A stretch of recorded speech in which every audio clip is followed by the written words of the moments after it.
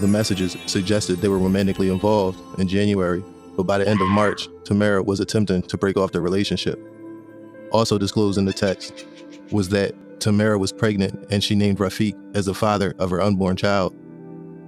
Also included in those texts was arguments they had over the reality that Tamara was moving on from Rafiq and in a new relationship. The fact that Tamara was pregnant with his child and in a new relationship is what appeared to be driving Rafiq crazy. He repeatedly texted Tamara with no response. By one count, he sent her 92 text messages and 21 phone calls. Gang, what? Nah, hold on, son. Hold on, son. That's a lot of text messages, gang. Yo, that's like stalker crazy behavior, bro. But like, shorty, you 14, what they said, 14 weeks pregnant? Is she 14 weeks pregnant? 14 divided by 4, you already know that's 3 and 2. 3 months, 2 weeks. She's 3 months, 2 weeks pregnant, bro. And she in a whole new relationship. That's messy as hell, bro. That is super messy. I ain't gonna hold you. But still, he shouldn't have done what he did. It all went without a response. Finally, Rafiq was able to get Tamara to agree to meet with him to maybe figure things out and possibly arrange an amicable situation on how he was going to see his son and move on from Tamara. At least, that's what Rafiq told Tamara to get her to agree to meet him for dinner at the Cheesecake Factory in the King of Prussia Mall. No, nobody gonna want to go to Cheesecake on the fateful night of April 8th, 2022, surveillance cameras at the King of Prussia Mall show Rafiq and Tamara meeting in the vestibule area of the Cheesecake Factory around 9:10 p.m. and walking towards the restaurant's entrance. A little more than half an hour later, around 9:45, Rafiq is seen leaving the restaurant and heading toward a parking garage. At 10:15, footage shows Tamara leaving the restaurant and walking toward the same garage. At 10:18, surveillance video shows Tamara's vehicle traveling through the intersection of North Gulf Road and Route 202 North, with Rafiq's vehicle following closely behind with its headlights off. He was waiting on her. That's surveillance crazy, cameras at the Exxon station show Tamara arriving at around 10:19 and Rafiq pulling up and stopping directly behind her. As Tamara begins to pump gas, Rafiq gets out of his vehicle. He appears to be saying something to Tamara on camera and then raises his right arm and points a handgun at her and begins shooting. What? Tamara Cornelius, who is obviously struck, attempts to get away through the parking lot as she stumbles and falls several times. Rafiq Thompson follows directly behind her, continuing to shoot her. She eventually collapses to the ground, and Rafiq stands over her briefly before walking back to his vehicle and fleeing. Philadelphia police located the 2011 white Nissan Maxima registered to Rafiq Muhammad, half a block from his last known address, about an hour after the shooting. Nah, son. Tamara Cornelius was transported to Paoli Hospital with multiple gunshot wounds. She was pronounced dead at 11:09 p.m. New charges are now announced. Son, she was mad unaware, bro. Yo, you gotta be aware of your surroundings, son. Young lady's hot. You can't be trusting these dudes out here, bro. I know she just going about her business, but as soon as she leave the car park, you supposed to be looking back in your rear view mirror, gang, especially if you know shorty crazy. This man is crazy, bro. He texts you 92 times. You ain't look behind you when you leave the car park. You ain't see a car behind you, lights off. You ain't find that suspicious, gang. Like, bro, I be seeing all that, bro. Like, you not following me 2-3 stoplights and I don't notice your car, bro. Like, maybe because of what I used to do, or she just never really think that way. But like, you gotta keep your heads, you know what I mean, on a swivel, bro. They say that for a reason, gang. But man, my man really followed her there. He planned that, bro. He planned that, bro. I don't care what nobody say. He planned that, bro. Against a man accused of killing his pregnant ex-girlfriend while she was pumping gasoline in King of Prussia. And court documents show that he's a history of domestic abuse and is on parole. He got a history. So Attorney Shaka Johnson joining us now. I mean, this is a horrible story that sounds like it could have been prevented. It could have been, I suppose, but I mean, domestic violence scenarios, Alex, are always the most tedious kind. They're volatile, they're unpredictable, as I understand the story, these two started off at least the evening at dinner, and that, erupted into this. Well, he also had called her 93 times and texted her like hundreds of times. Sure. So she kind of capitulated. Said, all right, Yeah, I she wasn't understand. answering at first. Let's go meet at Cheesecake Factory. Oh, sure. Not to suggest this was a date, right? Valentine's Day dinner. Of course not. Of course not. It's really a very sad story. Very tragic story. The fact that she was pregnant only compounds things. I know. And they believe he knew that she was pregnant. That may have been the impetus for his fury and all those calls and all those text messages and the constant legal word harassment that he was bestowing on her. And this is how it ends up. So they leave Cheesecake Factory, and it seemed like maybe she thought it was resolved. And she goes to pump gasoline. He followed her there and shot her. I got a different read on it, Mike. Okay. I got a different read. My read was she left him at Cheesecake. Like, this conversation is over. And then he follows her. And for... No, gang. No. I don't know what this man doing. Maybe he just got a different read on it, or maybe his role is to, but so far, bro, I don't know if I'm speaking too quickly, but so far, my man on the extreme left, he seemed to be contradicting common sense. Like, for real, like, no, bro. It looked like my man's left first, based on the the reports, or unless he didn't have all these reports at the time. But my man left first, bro. Waited in the car park to see her pull up, and that even make more sense, even if you ain't have the reports, because if she left first and he followed her to the car lot, got in the car right after her and dipped, I think she would have definitely noticed that. But like my man in the middle said, she probably thought it was resolved for real. So that would go back to what I was just saying with her not noticing. Like, for real, honestly, if she thought it was resolved, there's no need for her. I could see in your mind, you're not gonna be looking around. Let me check if this man's still following me, because you probably thought it was resolved. And if you think it resolved and he left before you, you're not gonna think, oh, he waiting in the same car park to watch when I leave, to then follow me with his lights off on some James Bond movie type ish. Nah, she probably not thinking that. So I could understand and sympathize with her situation, bro. But my man over here, he contradicting common sense. Or first-degree murder, right? For the charge of first-degree murder, the operative word is premeditation. So to the extent that he was riding around with the gun in the car so that he could leave Cheesecake, immediately follow her to a gas station, and then shoot her, suggests, or at least could suggest, and I'm sure District Attorney Kevin Steele will say this, suggests that he planned on killing her that evening if things did not go his way. That's what I think. Interesting. Because he waited and then followed her and he had it right there. And it was ready. It was there. I don't think he went and got it. I think the evidence will suggest, Kevin Steele will say that he had it with him, and if things did not go as planned, he was going to kill her, and that's what he did. I can just say, I understand what she was probably thinking after 93 phone calls, whatever, in that day. Sure. I'll go there. Maybe we can talk it out. But I don't know. Or maybe talk him down, because obviously I think 93 phone calls and text messages suggest that he's being agitated, his activities are escalating, so she probably thought she could talk him down off that proverbial ledge. What's interesting is he had a prior charge for doing something similar. It involved an ex-girlfriend, and there was an stay-away order, and he violated it. Didn't he have to do anger management, and he completed that? He did, but clearly this, whatever that gentleman has going on inside of him extends past what a little certification and anger management can do. Obviously, we all wish she never had gone there. And then it makes you think, well, if she hadn't gone with those 93 calls and texts, would this have just happened another kind of way? At her house. I don't know. What can women do? Right. Or you get a restraining order. I mean, well, sometimes that doesn't work. You can get a restraining order, that helps. But obviously, I think sometimes people are too afraid to get the system involved to give them the assistance that is available to them. I don't know what this particular victim had done previously. I know, Alex, we just talked about a previous girlfriend, but I don't know what she'd done. The system has lots of tools at, women and men, let me be clear, at people's disposal that they can use. And I think she had other children. Of course, yes, she did. So those children are now motherless. Correct. Oh, my God. All right, Shaka, try to have a good weekend. Bro, I'm gonna just drop another pause here real quick, not trying to do too many, but like, dog, that's so sad, bro.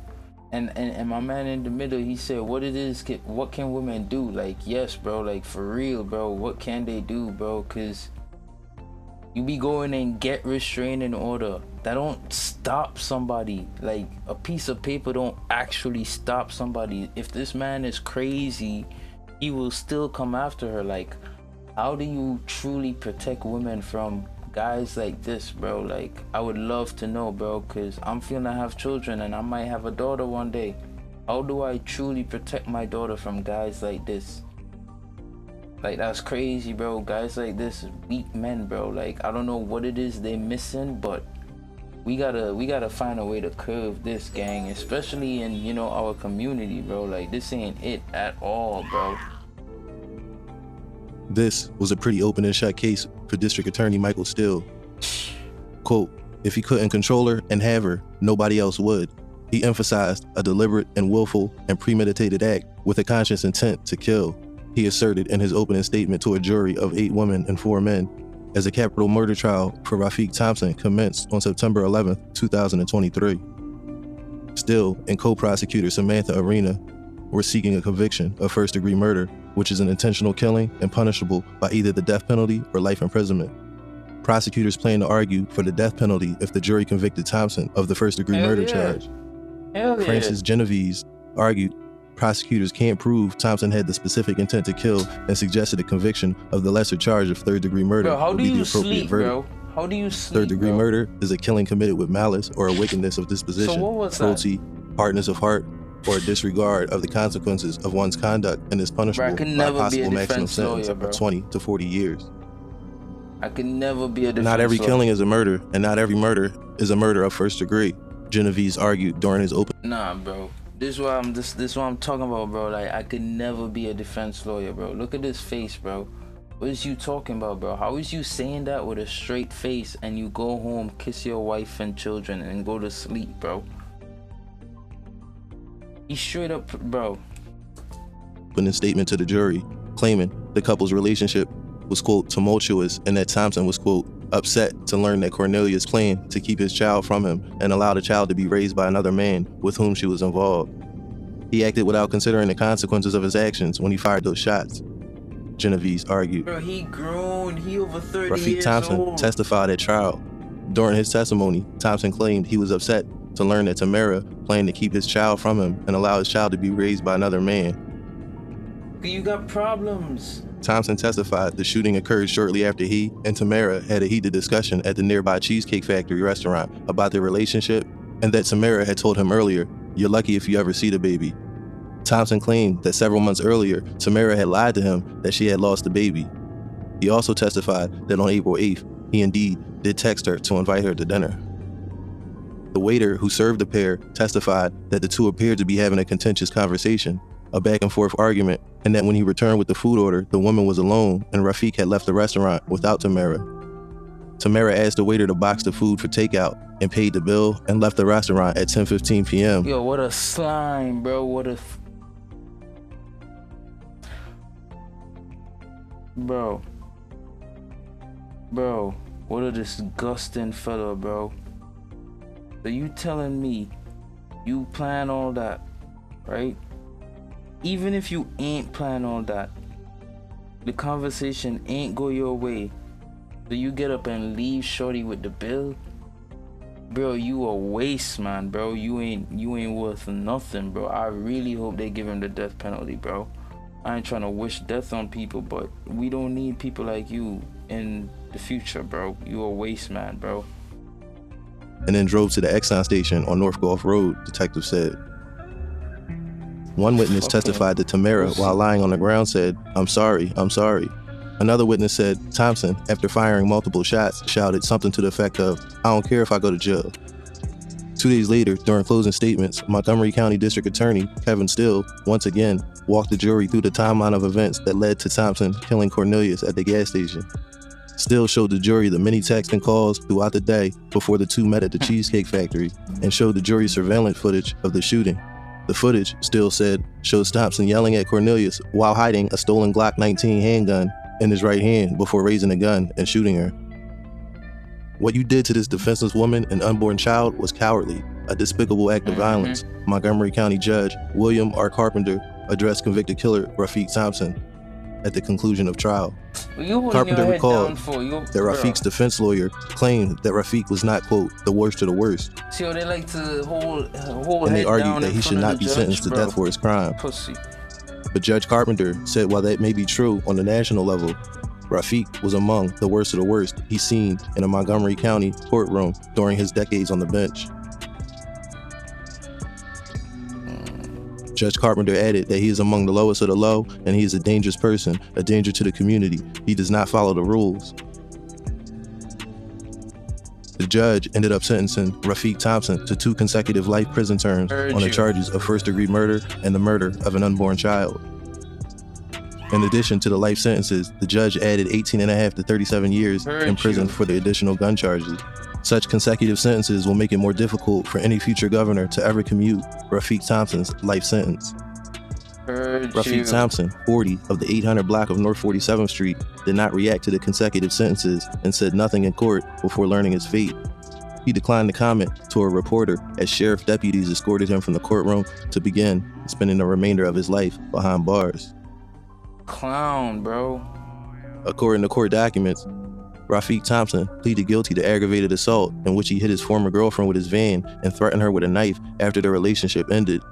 The victim alleged that Thompson had also set a mattress on fire in her backyard. He was sentenced on June 25, 2018 to 3 to 6 years in prison and 11 years probation and was ordered to complete anger management counseling. Thompson was made eligible for parole upon completing a Batters Group program and was released on June 30th, 2019, and he was on state parole at the time of the April 8th fatal shooting of Tamara Cornelius. The Institute on Domestic Violence in the African American Community and Minnesota University published a 36-page report on the effect of domestic violence and physical abuse on Black women in the United States. The United States continues to grapple with a distressing level of Black homicides. Black femicide, referring to the homicide of Black women, stands out as a primary cause of death among young Black women aged 15 to 34 and ranks among the leading contributors to premature death for Black women overall. Both government reports and scholarly research confirm that African Americans face a disproportional risk of homicide victimization.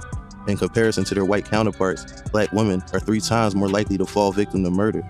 Additionally, Black women face a 3-fold higher likelihood of dying at the hands of a partner or ex-partner than individuals from other racial groups.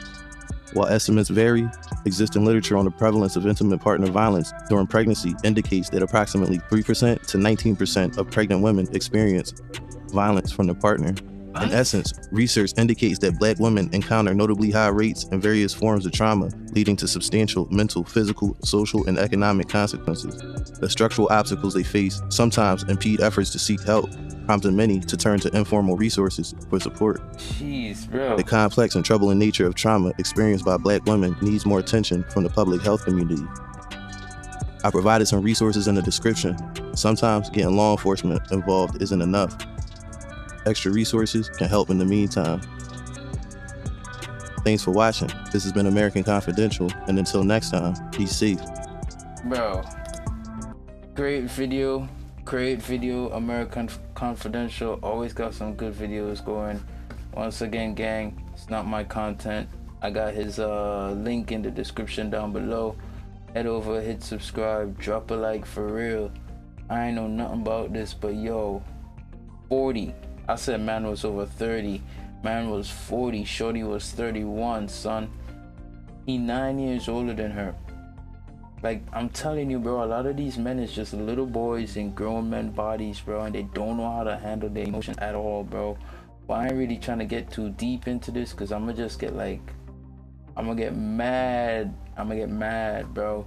I'm gonna get mad. Doesn't matter if he knew she was pregnant or not. Exactly, gang. He evil as hell. Definitely heartbreaking, bro. Like, I ain't even, bro. Thanks for watching my video. Like I said, if you like the drawings to the side, you can subscribe to me too. You know what I mean? Support the boy, and I'm gonna see y'all in the next one.